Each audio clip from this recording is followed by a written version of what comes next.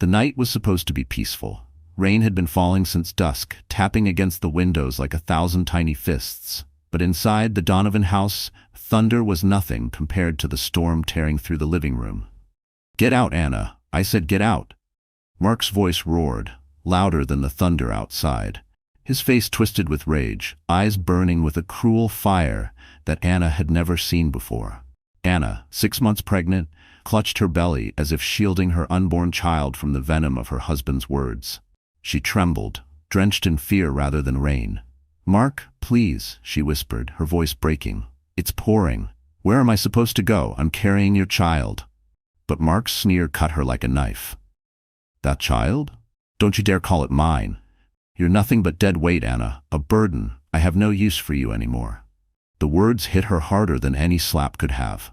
Just a year ago, he had promised her the world. Now he was throwing her to the wolves in the middle of a storm. She hesitated, tears mingling with the sound of rain pounding against the roof. "Please, Mark, at least wait until morning. I'm not well. My legs are swollen. I feel faint." Mark's hand clamped around her arm, his grip iron and merciless. "Morning? No, Anna. You're leaving now." With a shove, he dragged her toward the door. The violent gesture forced her to stumble, her slippers slipping on the polished hardwood floor. Her heart screamed for him to stop, to remember the love they once shared, the nights they whispered dreams about raising their child together. But those memories meant nothing to him now. His new mistress, Chloe, had already taken her place in his bed, whispering poison into his ear until his heart turned cold. Mark yanked the door open. A furious gust of wind and rain blasted through the entryway, soaking them instantly. Anna shivered, the chill slicing through her like broken glass. "Out!" he barked, and with one final push he shoved her into the raging night. The door slammed behind her, leaving Anna standing alone on the porch, rain pelting her fragile body. Lightning ripped across the sky, illuminating her pale face, streaked with tears and despair. She staggered down the steps, clutching her belly as her baby kicked inside, perhaps sensing her terror. The storm swallowed her whole. Each step was heavier than the last, her nightgown clinging to her body, her slippers already soaked through. Her mind spun with disbelief. How could the man she sacrificed everything for discard her like trash? She had given up her dreams, her career, even her friends, just to build a life with him. And this was her reward: abandonment, humiliation, danger. A car drove past at a distance, its headlights casting fleeting light before vanishing again into the curtain of rain. Anna prayed someone, anyone, would see her, but the streets were deserted, the city asleep. Her breath grew shallow, her chest tight. The storm showed no mercy. Suddenly, a dark shape moved in the shadows at the end of the street. Her eyes widened, fear freezing her veins. Something was coming straight toward her. The rain showed no mercy. It pounded against Anna's fragile body as though the sky itself had turned against her. She staggered forward, one hand cradling her swollen belly, the other reaching out blindly through the sheets of water. Her nightgown clung to her skin, plastered by the relentless storm, and every gust of wind threatened to knock her down. Her slippers, soaked and heavy, squelched with every step. The street was slick, water rushing along the gutters like rivers. She could barely see more than a few feet ahead. The rain blurred everything into a gray curtain. Anna's heart raced. Her baby shifted inside her, reminding her of the precious life she had to protect. She whispered through trembling lips, "Hold on, little one. Mommy won't let anything happen to you." But her voice cracked, breaking into sobs that the storm quickly swallowed. The neighborhood was eerily silent. Lights in the houses remained off, curtains drawn. If anyone heard her cries, they ignored them, unwilling to open their doors to a woman cast out like refuse. Each window she passed reflected her pitiful state, the drenched, trembling figure, pale as a ghost, her eyes hollow with despair. Her legs ached, every step burned like fire. The dog bite on her ankle throbbed, sharp pain radiating with each movement. The wound oozed beneath the soaked fabric, mixing with the rain until she could no longer tell where her blood ended and the storm began. Anna remembered the warmth of her childhood home, her mother's soothing lullabies, the smell of freshly baked bread. She had left that world behind for Mark, believing his promises, thinking he would be her safe harbor. Now, all she had was this endless night. She stumbled, her knees buckling. For a moment, she collapsed onto the cold pavement. The rain slapped her face as she gasped for breath, clutching her belly desperately. She forced herself to rise. "Not here," she whispered. "I can't give up here." Her strength was thin, but her will to protect her baby pushed her onward. Lightning split the sky again, illuminating the empty road ahead. And then, barking. Low, vicious, and close. Anna froze, her heart dropping into her stomach. She turned slowly, and through the haze of rain she saw it. A stray dog, ribs showing, eyes glowing with hunger and rage. Its teeth bared, lips curled back in a feral snarl. "No, please, no," she begged, her voice barely audible. The dog lunged. Anna screamed as sharp teeth sank into her leg. Pain shot through her body like fire. She kicked weakly, trying to free herself, but the animal was relentless. She stumbled backward, slamming into the curb, her body shaking violently as the dog tore at her skin. Finally, with a desperate shove, she broke free. The dog snarled and darted into the shadows, leaving her bleeding, sobbing, barely able to stand. Her vision blurred. The world tilted. She pressed a hand to her wound, but blood slipped through her fingers. Her knees gave way again. She sank onto the wet asphalt, chest heaving, raindrops mingling with tears. Her last thought before darkness edged in was simple and haunting. "Is this how it ends? For me and my baby?" The storm swallowed every sound, yet inside Anna's chest there was only silence. Her heartbeat slowed, faint and irregular, as if even her body had given up. She lay sprawled on the drenched asphalt, her soaked nightgown plastered to her trembling frame. Her lips quivered, whispering prayers only the rain could hear. Her belly shifted, the baby kicking faintly as though pleading for survival. Anna pressed a weak hand against it, her voice barely audible. "Stay with me, please." The taste of rain mixed with blood on her tongue, and she felt the world dim around her. The dog bite throbbed mercilessly, blood mingling with the water streaming down the street. Pain blurred into numbness. She tried to lift herself once more, but her limbs refused to obey. The storm had stolen every last fragment of her strength. The road was empty, stretching endlessly in both directions. Lightning carved jagged cracks across the sky, revealing only shadows and torrents of rain. No one was coming. She was alone, discarded, forgotten. Her eyelids fluttered. She thought of Mark, not the cruel man who had thrown her out, but the boy she once fell in love with. His laughter, his promises of forever, the gentle way he used to hold her hand. Were those memories ever real, or just illusions she desperately clung to? Tears mingled with the rain. "Why wasn't I enough?" she whispered to the void. Her vision darkened, the world around her fading into a tunnel of gray. And then, headlights. At first, she thought she was hallucinating.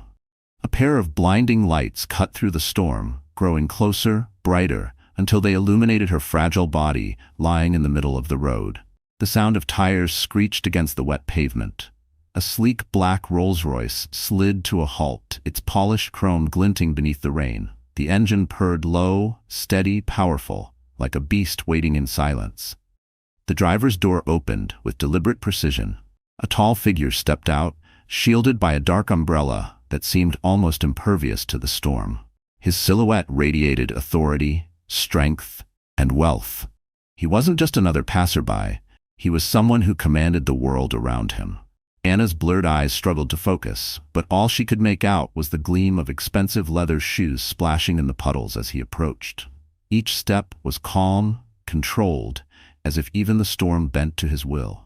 He crouched beside her, and for the first time, Anna saw his face, sharp features framed by determination, eyes like steel softened only by the shock of seeing her condition. He wasn't a stranger to power, it was etched into his very presence. Yet, in that moment, his gaze held something else, concern, genuine concern.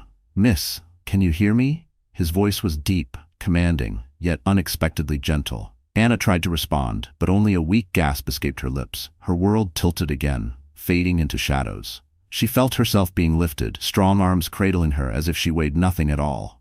Warmth radiated from his embrace, a stark contrast to the freezing storm. Her final memory before surrendering to unconsciousness was his voice, low but resolute. "Hold on, you're safe now." The first thing Anna noticed was the silence. Not the roaring of the storm, not the growl of a dog, not the cruel bark of Mark's voice, but a deep, steady quiet. Then came the beeping. Slow, rhythmic, reassuring. Her eyelids fluttered open, A soft light spilled across the room, far gentler than the violence of the night before.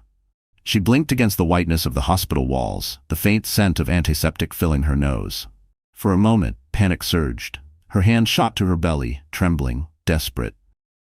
Relief swept over her as she felt the faint kick. Her baby was alive. Tears welled in her eyes. "Thank you," she whispered, clutching her stomach like it was the most precious jewel in the world. "Easy," a voice said gently. "You've been through hell, but you're safe now." Anna turned her head. In the chair beside her bed sat the man from the storm. Even in the sterile light of the hospital, he radiated presence. His suit was impeccably tailored, dark fabric falling perfectly across his broad shoulders. His posture was composed, yet there was no mistaking the watchful concern in his eyes. She swallowed, her throat dry. You found me?" "I did." His gaze softened, though his voice remained firm, confident.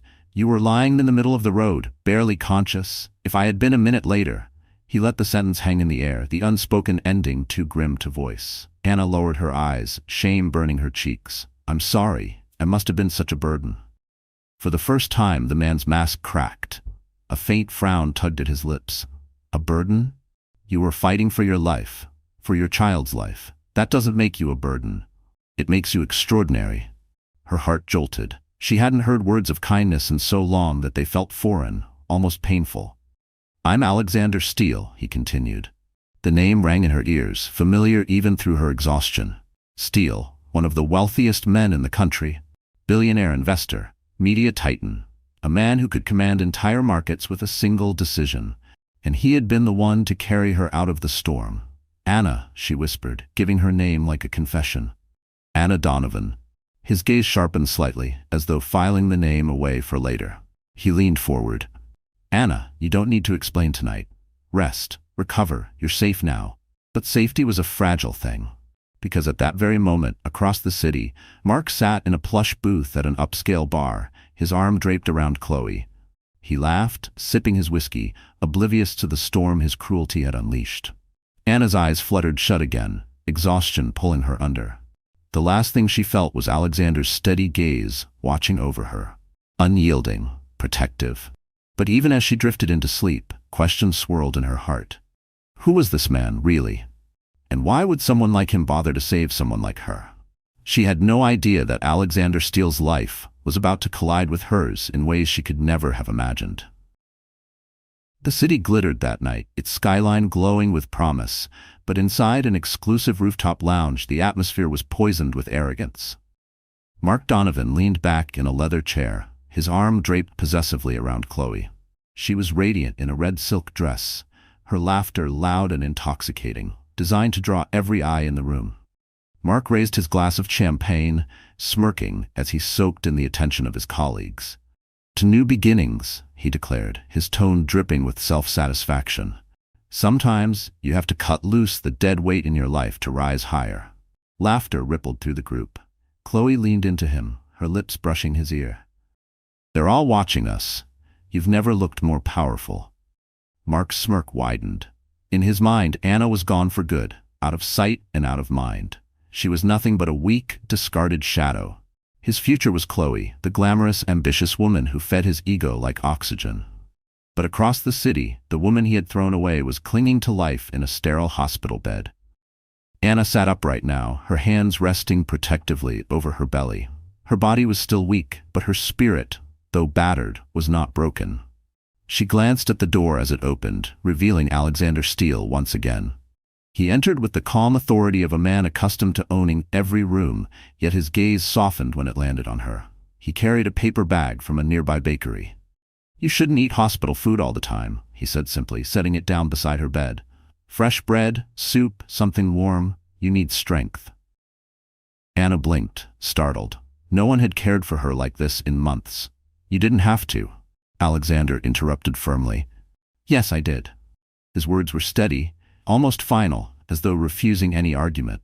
For a moment Anna felt something stir deep within her chest, a flicker of safety, of hope. She studied him carefully. His eyes carried a weight, not just of wealth and power, but of secrets untold. Why would a billionaire care about her? Alexander sat down, folding his hands. "Tell me, Anna, Why were you out there alone in the storm? Her throat tightened. The memories crashed down on her. The shove, the door slamming, the storm swallowing her whole. She hesitated, pain flashing across her features. My husband? He didn't want me anymore. Silence filled the room. Alexander's jaw clenched, his eyes darkening with something dangerous, though not aimed at her. A man who abandons his wife in that condition. He paused, struggling to keep his composure. That is not a man. That is a coward. Anna lowered her gaze, ashamed yet strangely comforted by his anger on her behalf. Outside, the storm had cleared, but another storm was brewing, one that would not be made of thunder and rain, but of truth, betrayal, and power. And Anna had no idea that Mark's smug toast to new beginnings was about to backfire spectacularly. Because Alexander Steele already knew who Mark Donovan was, and he never forgot a man who crossed him. Night settled over the city, but for Anna, rest did not come easily. She lay awake in the hospital bed, staring at the ceiling tiles as if answers could be found in their cold symmetry. The rhythmic beeping of the monitor was her only company, each sound a reminder that her heart still beat, her child still lived. Yet her mind refused to quiet. Mark's words echoed in her skull. You're nothing but dead weight. I have no use for you. They replayed relentlessly, carving wounds that no doctor could heal. She pressed her hands against her belly. I'll protect you, she whispered to her unborn child. Even if I have nothing left, you'll have me. A soft knock interrupted her thoughts. The door opened, and Alexander stepped inside, his presence commanding even in the quiet hours of the night. He carried a leather folder tucked under his arm, but his eyes searched hers before anything else. You're awake, he observed. Are you in pain? Anna shook her head. Not the kind you can treat with medicine. For a long moment, Alexander said nothing. He simply pulled up the chair beside her bed and sat down, his silence heavy but not uncomfortable. Finally, he opened the folder and slid a document across the tray table. Anna frowned. What's this? Your husband, Alexander said flatly. I ran his name. Mark Donovan, corporate sales, lower management, history of gambling debts, multiple loans unpaid, and... He paused, his eyes narrowing. Affairs. More than one. Anna's breath caught. The truth written in black and white was worse than she'd imagined. Betrayal burned anew, spreading through her like poison. Why would you do this for me? She whispered. Alexander leaned forward, his gaze unwavering. Because a man like him doesn't deserve to destroy you. And because I don't like unfinished business. His tone was clipped, but beneath it was a current of something deeper. Anger not just at Mark, but at the cruelty of men who thought they could discard women like Anna. Anna shook her head, tears brimming. You don't understand. I gave him everything. I believed in him. I left my studies, my friends, my family, for him, and this is what I get. Alexander's jaw tightened. Then maybe it's time you stop asking what you did wrong and start asking why he was never worthy of you in the first place. The words pierced her, not with pain, but with a strange sense of strength she hadn't felt in years. For a fleeting moment, Anna wondered if this man, this billionaire who had pulled her from the brink, saw something in her that she herself had forgotten. Alexander closed the folder and rose to his feet. Rest. You'll need your strength for what comes next. What comes next? Anna asked, her voice trembling. He turned at the doorway, his silhouette framed by the dim hospital light. His reply was steady, almost chilling in its certainty. Mark Donovan is about to learn that some storms can't be outrun. The nightclub pulsed with neon light and thundering bass. Mark Donovan thrived in the chaos, a glass of whiskey in his hand, and Chloe draped across his lap like an accessory. She laughed too loudly, her perfume thick in the air, her eyes gleaming with triumph as she whispered into his ear. You're finally free of her, Chloe purred. No more nagging, no more weight holding you down. Just you, me, and the future you deserve. Mark smirked, basking in the attention of those around him. Anna was weak. She didn't belong in my world. You do, Chloe. You understand ambition. His words carried across the booth, and the men sitting nearby chuckled approvingly. To them, Mark was a man on the rise, shedding dead weight for a shinier prize. But none of them knew the truth, that his finances were crumbling, that the debts were growing. Tonight, under the blinding lights, he could pretend he was invincible. What Mark didn't realize was that, in another corner of the city, someone was already dismantling his carefully constructed illusion. Inside his penthouse office, Alexander Steele sat before a wall of glowing monitors. A private investigator's voice crackled through the speakerphone. "We've traced Donovan's accounts. He's been skimming from his company, small amounts at first, but it's escalated. If exposed, he won't just lose his job, he could face criminal charges." Alexander's eyes darkened, his jaw set like stone. "Good. Keep digging. I want every dirty secret he's tried to bury. No detail too small." The investigator hesitated. "Do you want us to inform the wife?" Alexander's gaze drifted to the hospital report on his desk, Anna's name printed across the top. His voice softened slightly, though his words remained firm. "Not yet. She suffered enough. When she learns the truth, it will be on her terms, not his." Meanwhile, Anna sat by the hospital window, the city lights twinkling like distant stars. Her reflection in the glass looked fragile, almost unrecognizable. She pressed a hand to her belly, whispering, "We'll be okay, won't we?" Her mind wandered to Alexander. The way he had carried her, the way his words seemed to cut through the lies she had lived with for years. Why would a man like him care about someone like her? She shook the thought away. She had no room for fantasies, not when her reality was so broken. But when the door opened and Alexander stepped in again, carrying another meal and asking about her health with quiet authority, she felt something stir, something dangerous, something she wasn't ready to name. Back at the club, Chloe snapped a selfie with Mark, posting it with the caption, "New life, new empire." The comments flooded in, congratulating them, praising their glamour. Mark basked in the glow, raising his glass higher. But as the flashbulbs popped and the music swelled, none of them noticed a figure at the far end of the club, one of Alexander's men, watching, recording, waiting. Because Mark Donovan thought he was untouchable. But Alexander Steele was about to prove that even the highest mask of power could be ripped away. The hospital felt less like a cage now. Anna had traded despair for small steps of recovery. Each morning, she forced herself to sit upright, to walk a few careful laps around the ward, her hands steadying the swell of her belly. The nurses admired her determination, whispering that most women in her condition would have broken. But Anna had already been broken, and was beginning to rebuild.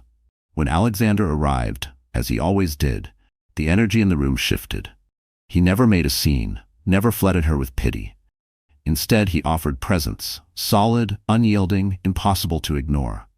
One afternoon, he set a folder on the tray table and slid it toward her. "What's this?" she asked cautiously. "Your medical expenses. Paid in full," he replied without hesitation. "You don't need to worry about a cent." Her eyes widened. I can't accept this. You've already done so much." Alexander leaned closer, his gaze steady. "Anna, you nearly died. This is not charity. Consider it an investment in you, in your future." Her throat tightened. No one had spoken of her having a future in years, not even Mark. She lowered her gaze, blinking away tears she didn't want him to see. Meanwhile, across the city, Alexander's empire was already stirring. In a glass-walled boardroom high above Manhattan, he stood before his top advisors. The screens behind him displayed files, photographs, and transactions tied to Mark Donovan. "This man," Alexander began, his tone clipped, "is small, insignificant, but his actions have consequences. He steals, lies, and discards lives as though they are nothing. That ends now." One advisor cleared his throat. "Shall we involve the authorities?" "Not yet," Alexander replied coldly. "I want his world to collapse before the law even touches him. He will watch everything he values turn to ash." The advisors exchanged glances. They had seen Alexander dismantle billion-dollar rivals with less fury than this. Whoever Mark Donovan was, he had crossed a line that should never have been touched. Back in her hospital bed, Anna tried to piece her thoughts together. She didn't understand Alexander's motives. Why would a billionaire involve himself in her nightmare? She turned to him suddenly. "Why me?" she asked, her voice trembling. "Why save me? You could have passed me by that night, pretended you didn't see." Alexander's expression shifted, hard edges softening just for a heartbeat. "Because I know what it means to be left in the storm, and because some people are worth saving." His words lingered in the air long after he left the room, burning into her mind. She pressed a hand to her chest, torn between disbelief and the flicker of something she hadn't felt in so long. hope. Meanwhile, in a crowded nightclub, Mark clinked glasses with investors, boasting about his next big venture. Chloe kissed his cheek, snapping photos for social media. He was drunk on the illusion of victory. But in the shadows, Alexander's trap was already being set. And soon, Mark Donovan would discover that the storm he unleashed on Anna was nothing compared to the one about to fall on him. The hospital had released Anna with strict instructions: rest, avoid stress, protect the baby. But rest was impossible when her life had been shattered into pieces. She needed documents from her old apartment, birth records, clothes, baby supplies, and against her better judgment, she returned. The lobby of the high-rise still smelled faintly of roses from the florist who delivered weekly to Chloe. Anna stepped inside quietly, her hood pulled low. She prayed Mark wouldn't be home. All she wanted was a few belongings.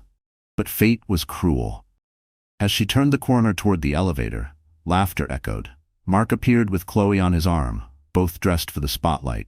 Chloe wore a glittering gold dress that clung like liquid fire, while Mark's suit screamed excess. They stopped short at the sight of Anna. "Well, well," Mark drawled, his lips curling into a smirk. "Look who decided to crawl back."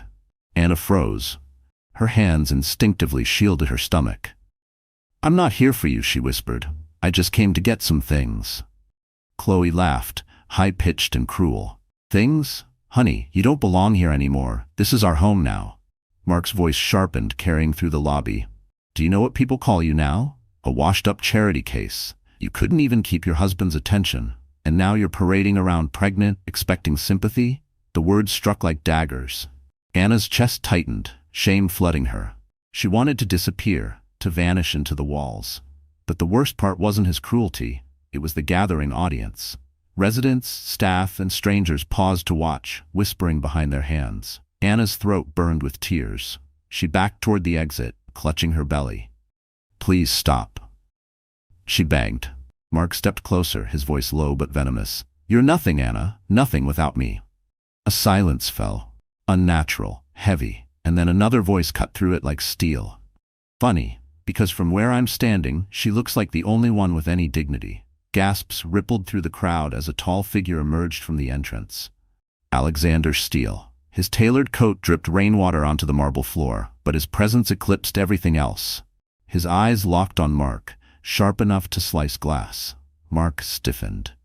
Recognition flickered across his face, fear quickly hidden behind bravado. "Mr. Steele," he stammered, forcing a smile. "I didn't realize." Alexander raised a hand, silencing him. He moved past Mark and Chloe, placing himself at Anna's side with deliberate care. He bent slightly, his voice gentler when he spoke to her. "Are you all right?" Anna blinked in shock. Why are you here?" He didn't answer her question. Instead, he turned back to Mark, his tone deadly calm. "You should be very careful how you speak to her. The world has a way of punishing men who mistake cruelty for strength." The crowd buzzed with whispers. Chloe tugged at Mark's sleeve, panic flashing in her eyes. But Mark forced a laugh, desperate to maintain control. "This is between my wife and me," he snapped. Alexander's eyes narrowed. "No, Donovan, you made it public, and now so will I." The lobby erupted as cameras lifted, flashes igniting. Mark had no idea this was only the beginning of his downfall. The lobby buzzed with the low hum of scandal. Phones were raised, recording every word, every glance. What should have been another night of Mark Donovan flaunting his mistress had turned into a public spectacle. Alexander Steele stood tall beside Anna, a fortress of calm authority. His gaze didn't waver, his presence dominating the space until even the whispering crowd seemed to fall into silence. "Anna," Alexander said quietly, just loud enough for the nearest onlookers to hear, "you don't need to explain yourself. Not here. Not ever." The words, simple yet firm, struck like lightning. Anna's knees weakened under the weight of such unexpected protection. For the first time in years, someone wasn't tearing her down, they were lifting her up. Mark, however, felt the ground slipping from beneath his feet. He forced a laugh, but it sounded hollow. "Mr. Steele, this is all a misunderstanding. My wife—" "Ex-wife," Chloe interrupted sharply, her tone edged with disdain. "She doesn't belong here." Alexander turned his gaze on Chloe, and for a moment, the young woman faltered. His voice was measured, but cutting. "If you think mocking a woman in her condition earns you respect, you are gravely mistaken. All it earns you is shame." The crowd erupted in murmurs, some even nodding in agreement. Chloe flushed crimson, her grip on Mark's arm tightening. Mark snapped, his voice sharp. "This is my business, Steele. Stay out of it." But Alexander didn't flinch. Instead, he stepped forward, closing the distance until Mark was forced to meet his eyes. "Your business became everyone's business the moment you humiliated her in public. I won't stand by while you strip a woman of her dignity to feed your ego." Mark's smile faltered, his confidence cracking. He turned toward the gathering crowd, desperate to salvage his image. "Listen, everyone. Anna is bitter, she's trying to make me look bad." But the damage was already done. Cameras flashed. Whispers sharpened into judgment. Every attempt to smear Anna only made him look crueler, pettier. Alexander extended his arm toward Anna, not forcefully but with quiet assurance. "Come," he said. "You don't need to stay here another second." Anna hesitated, her chest tightening with uncertainty. Could she really walk away, in front of everyone, with this man whose life seemed galaxies away from hers? But then she looked into Alexander's eyes. They weren't filled with pity. They were steady, unshaken, and for the first time, she felt what safety could mean. She placed her trembling hand in his. Gasps rippled through the lobby as Alexander guided her toward the exit, shielding her from the cameras with his broad frame. Mark lunged forward, fury blazing. "Anna, you can't walk away from me. You'll regret this." Alexander stopped at the door, his voice carrying like thunder. "No, Donovan. The only one who will regret tonight is you." And as the doors slid shut behind them, Mark realized too late that his empire of lies had just been cracked open under the weight of a billionaire's shield. By morning, the story was everywhere. News outlets replayed shaky phone footage of the confrontation in the Donovan lobby. Headlines screamed across digital screens. "Corporate manager berates pregnant wife, billionaire steps in." Hashtags trended within hours, and Mark's face was plastered across every social feed, his cruelty dissected by strangers who didn't even know Anna's name. "Monster," one tweet read. "Who humiliates a pregnant woman like that?" Another said, "Alexander Steele is a hero." Mark slammed his laptop shut, veins bulging at his temples. "This is ridiculous. They don't know the full story." Chloe sat on the sofa, scrolling through her phone with wide eyes. "It doesn't matter. People believe what they see, and what they saw was you screaming at a woman carrying your child while Steele swooped in like some knight." Mark cursed, pacing the room. His phone buzzed nonstop. Calls from his boss, from investors, from friends now distancing themselves. The scandal wasn't just gossip. It was fire, spreading faster than he could smother it. Meanwhile, across the city, Anna sat in the back of a sleek town car, silent as it glided through traffic. Alexander sat beside her, his posture impeccable, his attention fixed on his phone until he noticed her gaze. "You're quiet," he said gently. She nodded, her hands folded over her stomach. "I've never been on the news before. I don't even know how to feel." Alexander closed his phone and turned fully toward her. "Don't waste a second worrying about what they say. What matters is that the truth came to light, and now you're no longer invisible." The word struck her. Invisible. That was exactly how she had felt for years. The car pulled up to a skyscraper that scraped the clouds. Steele Global, the crown jewel of Alexander's empire. Its glass walls shimmered like polished obsidian, a monument to power and influence. Anna's breath caught as she stared at it. "Why are we here?" she asked nervously. Alexander stepped out first, then offered her his hand. "Because you need to see that there are worlds beyond the one he trapped you in." Inside, the lobby of Steele Global was a cathedral of modern luxury. Marble floors, crystal chandeliers, a symphony of precision. Employees in sharp suits paused to greet their boss, their eyes flickering curiously to the woman at his side. Anna shrank under the attention, but Alexander's steady hand guided her forward. "Walk tall," he murmured. "They respect strength, and whether you know it or not, you have more of it than most." For a fleeting moment, she did walk taller, her shoulders straightening as though his words had given her spine steel. Back in his apartment, Mark threw his phone against the wall, shattering it. Chloe flinched. "Mark, you're finished if Steele keeps this up. He'll crush you without lifting a finger." Mark's eyes blazed with desperation. "Then I'll make Anna pay. If she thinks she can humiliate me with him, she's got another thing coming." But what Mark didn't know was that Alexander Steele had only just begun to tighten the net around him, and Anna was about to step into a world where her voice would finally matter. Anna had never imagined standing inside a boardroom high above the city. The floor-to-ceiling windows stretched across the skyline, offering a view that made her feel both small and infinite at once. She wrapped her arms protectively around her belly, unsure what to do with herself in such a powerful place. Alexander moved with ease, a man perfectly at home among glass towers and whispered deals. He guided her toward the long mahogany table, his voice calm but firm. "Sit, this is where decisions are made, where voices matter." Her brow furrowed. "I don't belong here." His gaze locked onto hers. "That's where you're wrong.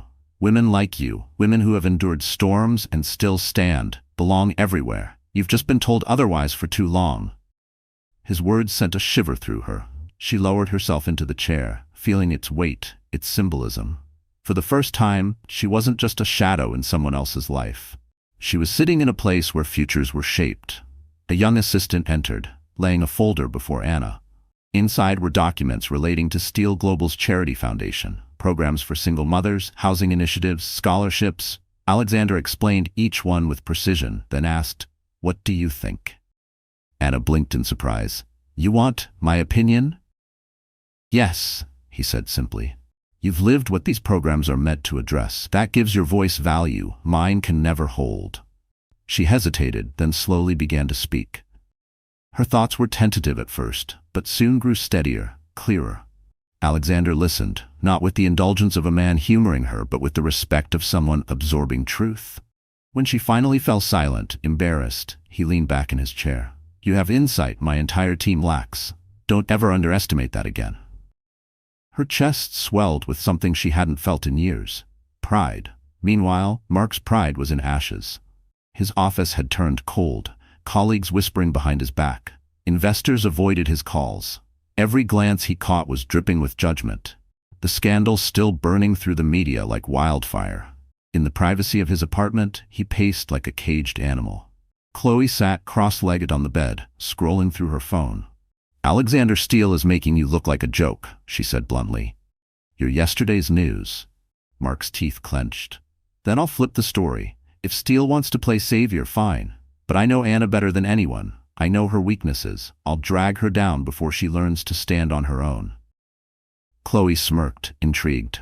"And how do you plan to do that?" His eyes gleamed with malice. "By reminding her that no matter what, she'll always be tied to me. Legally, financially, emotionally. Steele can't erase that." Back in the skyscraper, Alexander escorted Anna to the elevator. As the door slid shut, he leaned closer, his voice lower, intimate. "You have a choice now, Anna. You can let him keep defining you, or you can decide who you truly are." Her reflection stared back at her in the polished steel doors, eyes softer but steadier than before. For the first time, she wondered if she could. But neither of them knew that Mark Donovan was already preparing his next strike, a blow aimed directly at her fragile hope. The next morning, Anna woke to the sound of her phone buzzing on the nightstand. She hadn't used it much since the storm. Most of her messages were from numbers she no longer wanted to see. But the screen glowed with something different, an email from a law firm. Her stomach dropped as she read. Notice of proceedings, custody petition. Her blood ran cold. Mark was trying to take her child. Her hands trembled as she read further. The petition accused her of being unfit, claiming she had no financial stability, no permanent residence, and a pattern of emotional instability. Lies woven into legal threats, her vision blurred with tears. "No," she whispered, pressing a hand protectively to her belly. "He can't take you from me."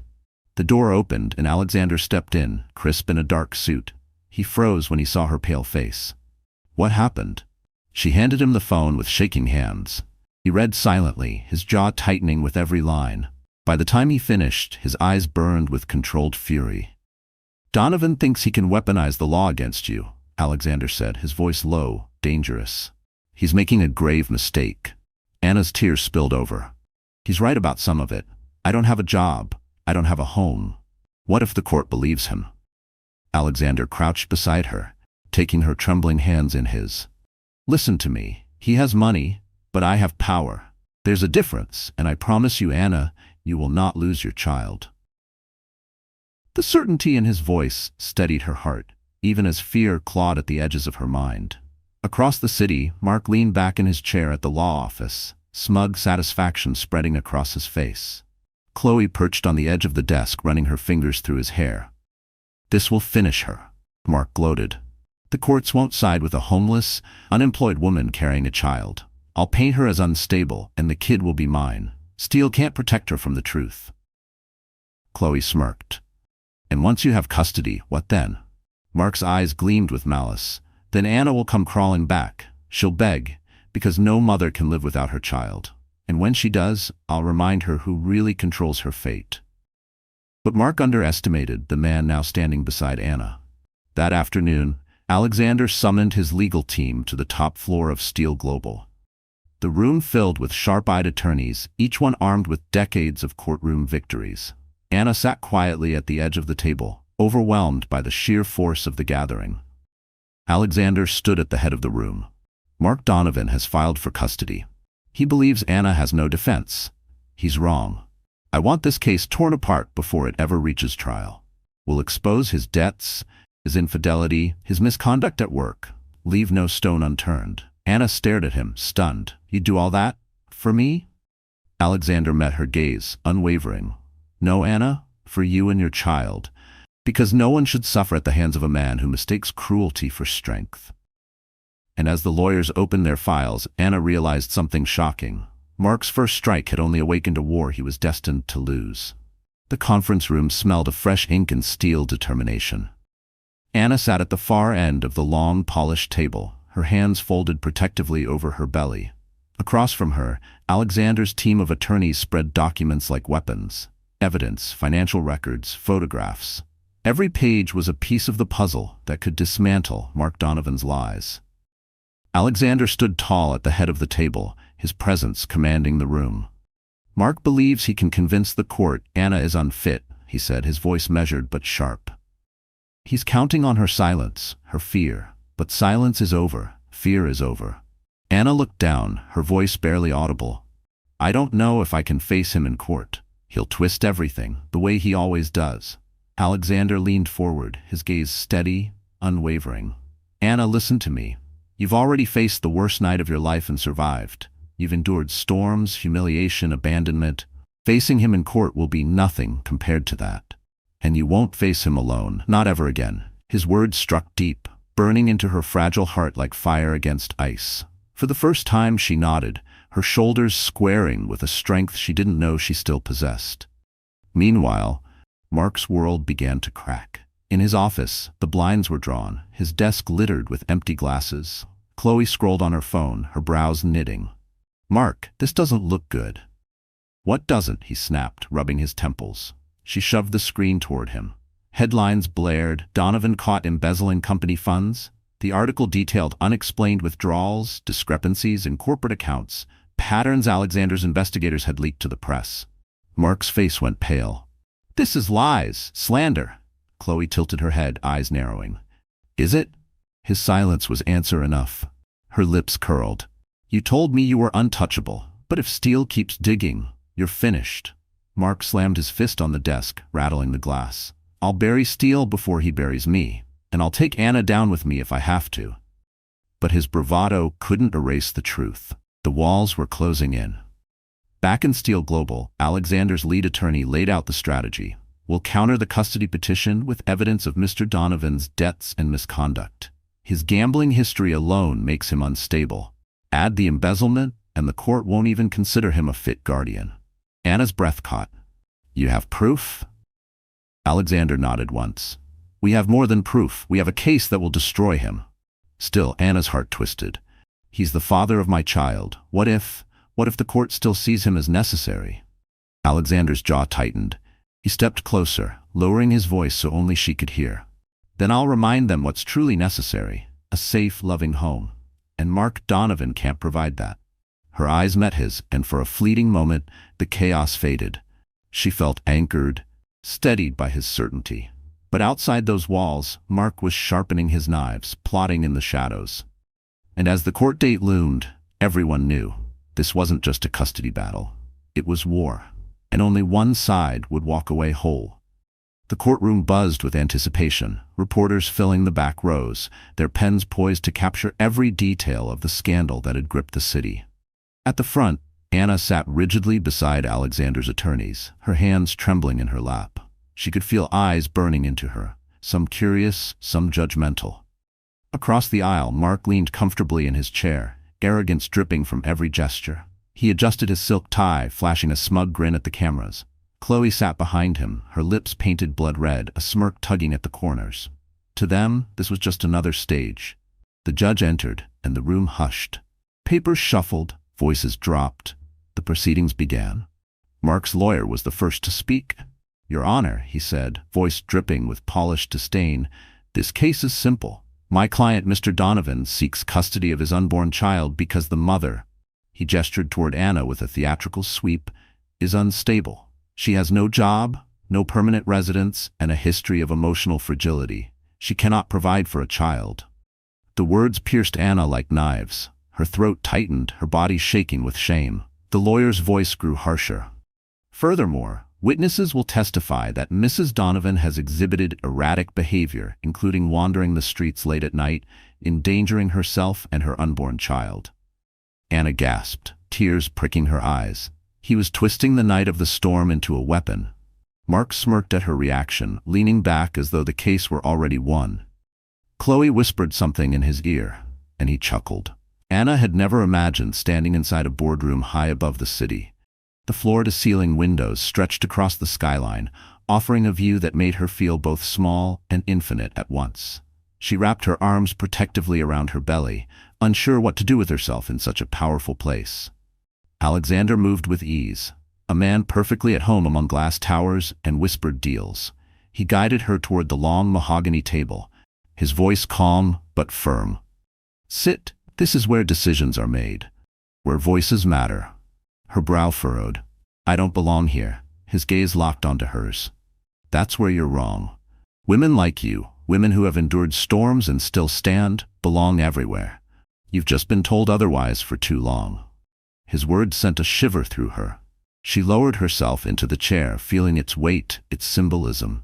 For the first time, she wasn't just a shadow in someone else's life. She was sitting in a place where futures were shaped. The young assistant entered, laying a folder before Anna. Inside were documents relating to Steel Global's charity foundation, programs for single mothers, housing initiatives, scholarships. Alexander explained each one with precision, then asked, "What do you think?" Anna blinked in surprise. "You want my opinion?" "Yes," he said simply. "You've lived what these programs are meant to address. That gives your voice value mine can never hold." She hesitated, then slowly began to speak. Her thoughts were tentative at first, but soon grew steadier, clearer. Alexander listened, not with the indulgence of a man humoring her, but with the respect of someone absorbing truth. When she finally fell silent, embarrassed, he leaned back in his chair. "You have insight my entire team lacks. Don't ever underestimate that again." Her chest swelled with something she hadn't felt in years: pride. Meanwhile, Mark's pride was in ashes. His office had turned cold, colleagues whispering behind his back. Investors avoided his calls. Every glance he caught was dripping with judgment, the scandal still burning through the media like wildfire. In the privacy of his apartment, he paced like a caged animal. Chloe sat cross-legged on the bed, scrolling through her phone. "Alexander Steele is making you look like a joke," she said bluntly. "You're yesterday's news." Mark's teeth clenched. "Then I'll flip the story. If Steele wants to play savior, fine. But I know Anna better than anyone. I know her weaknesses. I'll drag her down before she learns to stand on her own." Chloe smirked, intrigued. "And how do you plan to do that?" His eyes gleamed with malice. "By reminding her that no matter what, she'll always be tied to me. Legally, financially, emotionally. Steele can't erase that." Back in the skyscraper, Alexander escorted Anna to the elevator. As the doors slid shut, he leaned closer, his voice lower, intimate. "You have a choice now, Anna. You can let him keep defining you, or you can decide who you truly are." Her reflection stared back at her in the polished steel doors, eyes softer but steadier than before. For the first time, she wondered if she could. But neither of them knew that Mark Donovan was already preparing his next strike, a blow aimed directly at her fragile hope. The next morning, Anna woke to the sound of her phone buzzing on the nightstand. She hadn't used it much since the storm. Most of her messages were from numbers she no longer wanted to see. But the screen glowed with something different, an email from a law firm.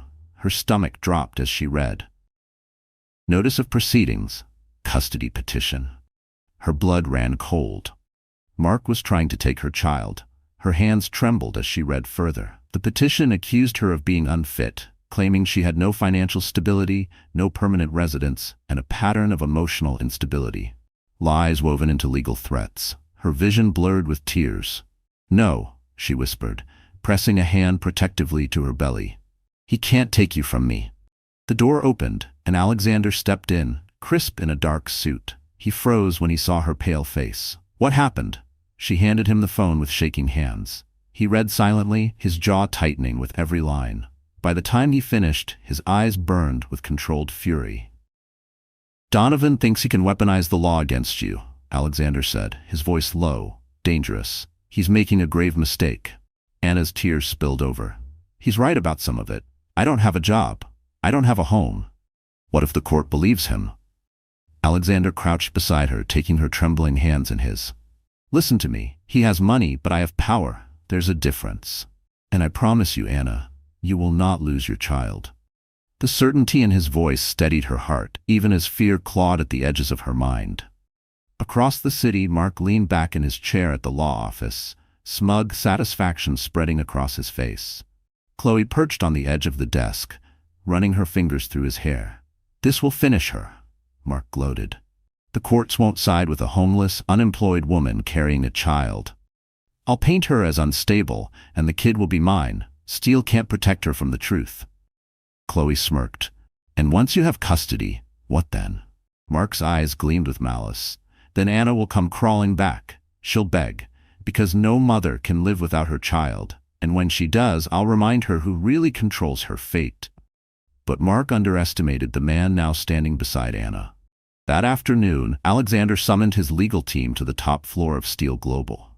The room filled with sharp-eyed attorneys, each one armed with decades of courtroom victories. Anna sat quietly at the edge of the table, overwhelmed by the sheer force of the gathering. Alexander stood at the head of the room. "Mark Donovan has filed for custody. He believes Anna has no defense. He's wrong. I want this case torn apart before it ever reaches trial. We'll expose his debts, his infidelity, his misconduct at work. Leave no stone unturned." Anna stared at him, stunned. "You'd do all that for me?" Alexander met her gaze, unwavering. "No, Anna, for you and your child, because no one should suffer at the hands of a man who mistakes cruelty for strength."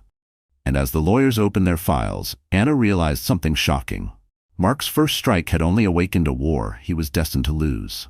The conference room smelled of fresh ink and steel determination.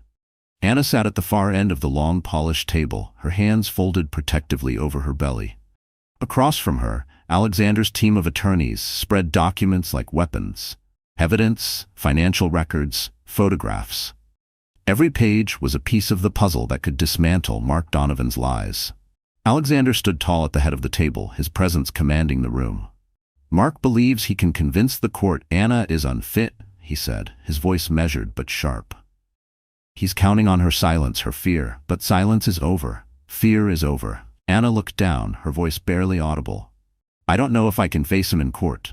He'll twist everything, the way he always does." Alexander leaned forward, his gaze steady, unwavering. "Anna, listen to me. You've already faced the worst night of your life and survived. You've endured storms, humiliation, abandonment. Facing him in court will be nothing compared to that, and you won't face him alone, not ever again." His words struck deep, burning into her fragile heart like fire against ice. For the first time, she nodded, her shoulders squaring with a strength she didn't know she still possessed. Meanwhile, Mark's world began to crack. In his office, the blinds were drawn, his desk littered with empty glasses. Chloe scrolled on her phone, her brows knitting. "Mark, this doesn't look good." "What doesn't?" he snapped, rubbing his temples. She shoved the screen toward him. Headlines blared. "Donovan caught embezzling company funds?" The article detailed unexplained withdrawals, discrepancies in corporate accounts, patterns Alexander's investigators had leaked to the press. Mark's face went pale. This is lies, slander. Chloe tilted her head, eyes narrowing. Is it? His silence was answer enough. Her lips curled. You told me you were untouchable, but if Steele keeps digging, you're finished. Mark slammed his fist on the desk, rattling the glass. I'll bury Steele before he buries me, and I'll take Anna down with me if I have to. But his bravado couldn't erase the truth. The walls were closing in. Back in Steele Global, Alexander's lead attorney laid out the strategy. We'll counter the custody petition with evidence of Mr. Donovan's debts and misconduct. His gambling history alone makes him unstable. Add the embezzlement, and the court won't even consider him a fit guardian. Anna's breath caught. You have proof? Alexander nodded once. We have more than proof. We have a case that will destroy him. Still, Anna's heart twisted. He's the father of my child. What if the court still sees him as necessary? Alexander's jaw tightened. He stepped closer, lowering his voice so only she could hear. Then I'll remind them what's truly necessary, a safe, loving home. And Mark Donovan can't provide that. Her eyes met his, and for a fleeting moment, the chaos faded. She felt anchored, steadied by his certainty. But outside those walls, Mark was sharpening his knives, plotting in the shadows. And as the court date loomed, everyone knew this wasn't just a custody battle. It was war, and only one side would walk away whole. The courtroom buzzed with anticipation, reporters filling the back rows, their pens poised to capture every detail of the scandal that had gripped the city. At the front, Anna sat rigidly beside Alexander's attorneys, her hands trembling in her lap. She could feel eyes burning into her, some curious, some judgmental. Across the aisle, Mark leaned comfortably in his chair, arrogance dripping from every gesture. He adjusted his silk tie, flashing a smug grin at the cameras. Chloe sat behind him, her lips painted blood red, a smirk tugging at the corners. To them, this was just another stage. The judge entered, and the room hushed. Papers shuffled, voices dropped. The proceedings began. Mark's lawyer was the first to speak. Your Honor, he said, voice dripping with polished disdain, this case is simple. My client, Mr. Donovan, seeks custody of his unborn child because the mother, he gestured toward Anna with a theatrical sweep, is unstable. She has no job, no permanent residence, and a history of emotional fragility. She cannot provide for a child. The words pierced Anna like knives. Her throat tightened, her body shaking with shame. The lawyer's voice grew harsher. Furthermore, witnesses will testify that Mrs. Donovan has exhibited erratic behavior, including wandering the streets late at night, endangering herself and her unborn child. Anna gasped, tears pricking her eyes. He was twisting the night of the storm into a weapon. Mark smirked at her reaction, leaning back as though the case were already won. Chloe whispered something in his ear, and he chuckled.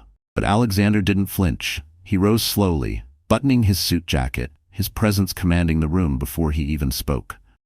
Your Honor, if the court will allow, I'd like to respond. The judge nodded. Alexander's voice was smooth, controlled, every syllable carrying weight. What Mr. Donovan's counsel conveniently omitted is context. Anna Donovan was thrown out of her marital home in the middle of a storm. She wasn't wandering, she was surviving, because the man who now claims to be a fit father abandoned her when she needed him most. A ripple of whispers swept the courtroom. Reporters scribbled furiously. Alexander turned toward the bench, his eyes steady. We have video evidence from the apartment lobby. Mr. Donovan berating his pregnant wife in public, mocking her dignity while his mistress looked on. We have financial records proving his mounting debts and gambling addiction. And, he paused, holding up a folder, we have preliminary findings from an internal investigation suggesting embezzlement from his own company. Mark's face drained of color. He shot upright. That's a lie. The judge banged her gavel. Order. Alexander's lawyer stepped forward, sliding the folder to the clerk. Your Honor, this evidence not only proves Mr. Donovan is unfit, but also demonstrates his pattern of reckless behavior. My client, Anna Donovan, deserves protection, not persecution. The judge's gaze hardened as she scanned the documents. The room seemed to lean toward Anna now, the tide shifting in her favor. Anna sat frozen, stunned by the ferocity of Alexander's defense. For the first time, she didn't feel like prey in Mark's game. She felt defended. She felt seen. But as the gavel struck to adjourn for the day, Mark's glare cut across the room like a blade. He had lost control once, but he wasn't finished. Not by a long shot. Mark stormed out of the courthouse, his face twisted with rage. Cameras flashed as reporters swarmed, questions firing like bullets. Mr. Donovan, how do you respond to the embezzlement claims? Do you deny gambling with company funds? Is it true you abandoned your pregnant wife during a storm? Each question was a knife, cutting deeper into the polished image he had once flaunted. Chloe tugged at his arm, hissing through clenched teeth. Smile, Mark. Act like you're in control. But Mark couldn't smile. His jaw locked, his eyes dark. He shoved past the reporters, muttering curses under his breath. When they finally reached the car, he slammed the door so hard the frame rattled. This isn't over, he spat, gripping the steering wheel until his knuckles whitened. Steele thinks he can humiliate me? I'll burn him down, and I'll drag Anna with him. Chloe shifted uneasily, mascaraed eyes narrowing. Mark, you're losing. Maybe it's time we— Don't you dare, he snapped. You wanted me to leave Anna. You wanted this life. Well, now you're in it. And I won't go down alone. Across town, Anna stepped into the quiet of Steel Global's private lounge. The marble floors gleamed beneath soft light, a stark contrast to the chaos she had just endured. She sank into a leather chair, her hands trembling. Alexander entered moments later, his expression unreadable, though his eyes softened when they found hers. You did well today, he said. Anna let out a bitter laugh. I didn't say a word. You did everything. You held your ground, he corrected. That takes more strength than you realize. She lifted her gaze, studying him. Why are you doing this for me? You could have walked away after that night, but you didn't. Alexander hesitated, his jaw tightening. For a moment, he seemed to wrestle with an answer. Finally, he spoke quietly. Because I know what it means to be betrayed by someone you trusted, and because I see a woman worth fighting for, even if she doesn't see it herself yet. Her heart stumbled in her chest. No one had spoken to her like that in years. She looked away quickly, blinking back tears. Mark always told me I was nothing without him. Sometimes I still believe it. Alexander leaned closer, his voice low, steady. Anna, men like Mark thrive on making others small. But you are more than his lies. You're more than his cruelty. One day soon, you'll believe that. Her lips parted, 1,000 unspoken words caught in her throat. She felt warmth in his presence, safety she hadn't known in years. Just then, Alexander's phone buzzed. He answered, his voice hardening instantly. What is it? He listened, his expression darkening. Keep watching him. Don't let him out of your sight. He ended the call and met Anna's worried eyes. Mark's desperate, Alexander said grimly, and desperate men are dangerous. Anna's pulse quickened, because somewhere deep inside she knew. Mark wasn't finished with her yet. His next move could cost everything. Mark sat in the dim light of his apartment, shadows crawling across the walls. The air stank of whiskey and failure.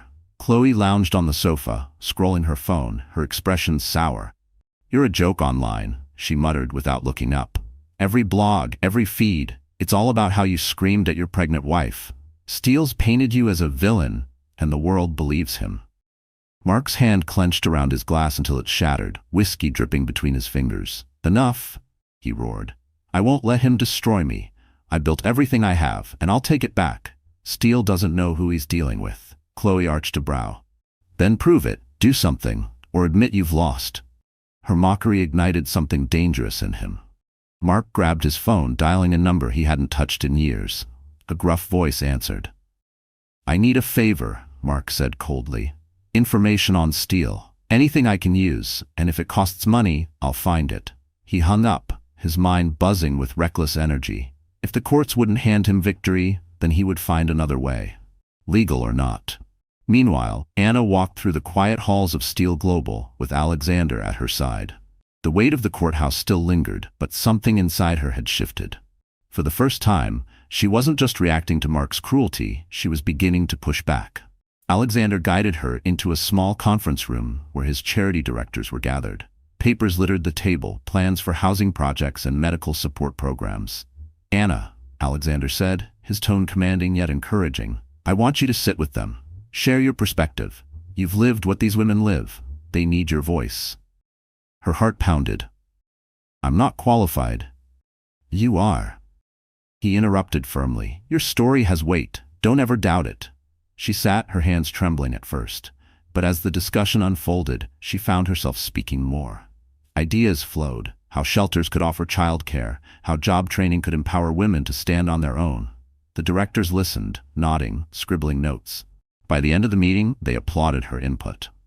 Anna blinked, stunned. For years, she had been silenced, dismissed. And now, in this room, people respected her words. As the directors filed out, Alexander remained. He leaned against the table, watching her with an unreadable expression. "You see," he said softly, "you're stronger than you." The press conference was supposed to be Mark's comeback. He had rented a ballroom in a downtown hotel, filled it with reporters, and promised a truth-telling event.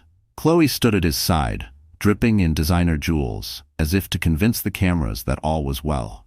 Mark adjusted the microphone, his forced smile stretching like brittle glass. "Thank you all for coming," he began. "There's been a lot of misinformation about me, my marriage, and my future as a father. Tonight, I'm here to set the record straight." Anna watched the live stream from Steel Global's lounge, her stomach twisting. Alexander sat beside her, his jaw tense, eyes never leaving the screen. Mark continued, his voice rising with false conviction. "My wife, Anna Donovan, is unstable. She's been manipulated by Alexander Steele, a man who uses his wealth to prey on vulnerable women. This custody battle isn't about the child's welfare. It's about Steele wanting to own what isn't his." The room buzzed with murmurs. Chloe smirked, whispering into Mark's ear like a serpent feeding him venom. Anna's heart clenched. To the world, he was turning her into a puppet, a weak woman who couldn't stand on her own. Tears threatened, but she forced them back. Then Mark delivered his final blow. He held up a blurred photo. Anna leaving Steele's building late at night, Alexander at her side. "Tell me," Mark sneered, "does this look like a man protecting an innocent woman, or a predator taking advantage?" Reporters erupted with questions. Flashbulbs blinded. The smear was working. Anna's breath caught. "He's destroying me," she whispered. But Alexander's voice cut through her panic, low and steady. "No, he's destroying himself." He reached for his phone and typed a single command. Moments later, a screen in the lounge flickered to a different feed, one Alexander's team had prepared for months. The next morning, while Mark's accusations filled tabloids, Steel Global released a damning report. It exposed Mark's embezzlement in detail: bank transfers, gambling slips, falsified invoices. The evidence was undeniable. Reporters swarmed again, but this time at Mark's door. Headlines screamed, "Donovan accuses Steele, but evidence says otherwise." Photos of Mark's late-night casino visits and unpaid loans flooded social media. At Steel Global, Alexander turned off the monitor and faced Anna. "He tried to drag you into the mud. Instead, he's drowning in it." Anna exhaled shakily, her heart still racing. "But people saw those pictures of us. They'll believe his lies." Alexander stepped closer, his gaze unwavering. "Then we give them the truth. Not through lawyers, not through rumors, through you." Her eyes widened. "Me?" "Yes," he said firmly. "You've hidden too long. If you're ready, you can speak. Not as a victim, but as a woman who refuses to be silenced." Anna hesitated, fear gnawing at her. But somewhere inside, a spark lit. For the first time, she wanted to fight, not just for her child, but for herself. And as the cameras turned toward Mark's downfall, Anna realized her moment to rise had finally come. The press room buzzed with anticipation. Reporters filled every seat, cameras lined the back wall, their red lights blinking like watchful eyes. For days, Mark's accusations had dominated the headlines. Now Alexander Steele had called a press conference of his own. But this time, he wouldn't be the one speaking. Anna stood behind the curtain, her palms slick with sweat. Her heart hammered against her ribs, her breath shallow. "I can't do this," she whispered. Alexander appeared at her side, calm as ever, his presence grounding. "Yes, you can. This isn't about him anymore. This is about you, your truth, your child's future. Look them in the eye, Anna. Make them see you." Her knees shook, but something in his voice steadied her. She nodded. When she stepped onto the stage, a ripple moved through the crowd. Reporters whispered, flashes popped. For the first time, Anna wasn't the silent woman in the background. She was the story. She adjusted the microphone, her voice trembling at first. "My name is Anna Donovan." The room hushed. "For years, I lived in silence. I believed the lies told about me, that I was weak, worthless, nothing without my husband. I gave up my dreams, my career, my voice. And when I was 6 months pregnant, I was thrown into the street during a storm." Gasps echoed. Anna steadied herself, her voice gaining strength. "That night I thought my life was over. But it wasn't. I survived. And I stand here today not because of Mark Donovan, but in spite of him. I will not let his cruelty define me. I will not let his lies steal my child." The room erupted with flashes, reporters scribbling frantically. Tears welled in her eyes, but she pressed on. "I know what it feels like to be discarded, to be told you're nothing, to believe it. But I am here to tell every woman who has been silenced, you are not nothing. You are more than their lies, and I will fight with everything I have to protect my child and my dignity." Applause broke out, spontaneous, genuine. Anna blinked, stunned. For the first time, the world wasn't mocking her. It was listening. Behind the curtain, Alexander watched, pride flickering in his eyes. She wasn't just surviving anymore, she was rising. Meanwhile, across town, Mark's television blared with Anna's speech. His face flushed red as he hurled the remote at the screen, shattering it. Chloe sat in the corner, scrolling through her phone, her expression grim. "They're calling you a monster," she muttered. Anna's trending as a symbol of resilience. Steele's made her untouchable. Mark rounded on her. "Don't you dare say that. She's nothing. She—" But even as he raged, the walls closed in. His boss had suspended him. Creditors demanded repayment. Old allies cut ties. His empire of arrogance was collapsing, brick by brick. And now the woman he had tried to destroy was standing taller than ever. Anna Donovan had found her voice, and Mark's silence was about to be permanent. Mark Donovan arrived at court for what he believed would be his redemption. He strutted through the doors, suit pressed, chin high, trying to ignore the reporters shouting questions about gambling, embezzlement, and abuse. Chloe trailed behind him, her face pale. The sparkle in her eyes was gone. The weight of his collapse hung heavy on her shoulders. Inside, the air was thick with tension. Anna sat quietly beside Alexander's attorneys, her hands resting on her swollen belly. She looked calm, not the broken woman Mark expected to face, but someone steady, resolute. Alexander sat just behind her, a silent fortress, his eyes sharp and unblinking. The judge entered, and proceedings began. Mark's lawyer stumbled through arguments, attempting to paint him as a victim of Alexander's influence, but the evidence spoke louder than words. Bank records, gambling slips, company memos, piece by piece, his lies unraveled. Then came the testimony. Witnesses from his office detailed the money missing from accounts. A neighbor described the night he shoved Anna into the storm. Even Chloe, under oath, faltered.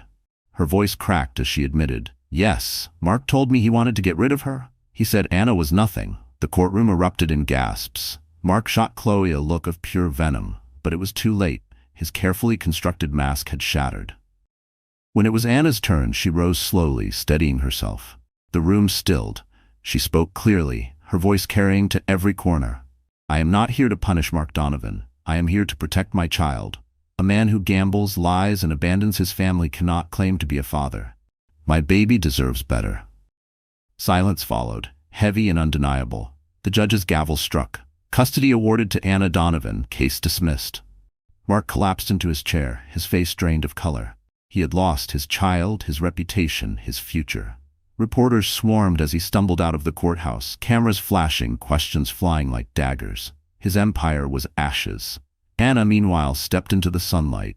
Cameras surrounded her, but this time she didn't shrink. She held her head high, Alexander at her side. For the first time, she felt free. Later, in the quiet of Alexander's penthouse, she stood by the window overlooking the city. The skyline glittered, alive with possibilities. Alexander approached, placing a gentle hand on her shoulder. "You fought with grace today," he said softly. She turned, her eyes shimmering. "I didn't do it alone." For a moment, silence stretched between them. Then Alexander spoke the words he had held back for weeks. "Anna, you deserve more than survival. You deserve to be cherished. If you'll let me, I'd like to give you that." Her breath caught, tears welling. She placed her hand over his. "After everything, I didn't think happiness was possible again. But with you, maybe it is." He leaned down, pressing his forehead gently to hers. A promise, unspoken but understood. Outside, the city moved on, but inside that moment, time stilled. The woman who had been cast into the storm now stood in the warmth of love, her future secure. And as Mark Donovan faded into disgrace, Anna found her new dawn, in the arms of a billionaire who saw her not as a burden, but as everything. So, my dear friends, that's how our story closes. If you're still here until now, something in Anna's journey must have touched your heart in a special way. Life teaches us, just like the Stoics said, the obstacle is the way. Pain, betrayal, storms, they can break us or shape us. Anna chose to rise, and so can we. If her story moved you, please like, share, and subscribe, because healing begins when we stand together.